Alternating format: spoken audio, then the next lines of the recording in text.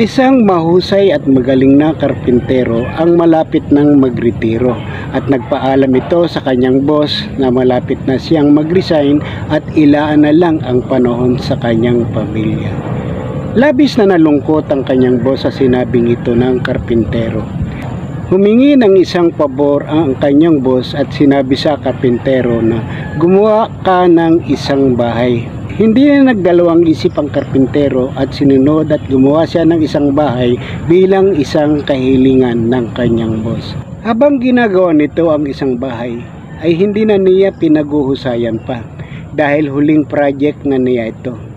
Ginagamitan niya ito ng mga mumurahing mga materyales at medyo minamadali pa. Nang matapos na ito ay dumating ang kanyang boss upang tingnan ang kanyang ginawang bahay at ibinigay sa kanya ang susi nito.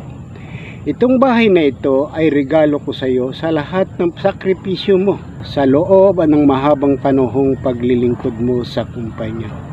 Labis na nagulat ang karpintero sa sinabing ito ng kanyang boss. Kung alam sana niya, di sana'y pinaghusayan niya ang paggawa ng bahay na ito.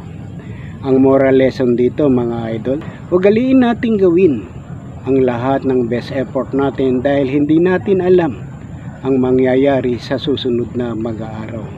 Ang mga bagay na ginawa natin ngayon ay magiging tibay ng bawat bukas. Nasa ating mga kamay ang magiging resulta nito. Kaya ugaliin nating maging maayos ang lahat ng mga ginagawa natin, pansarili man o pagkakawanggawa. Yo?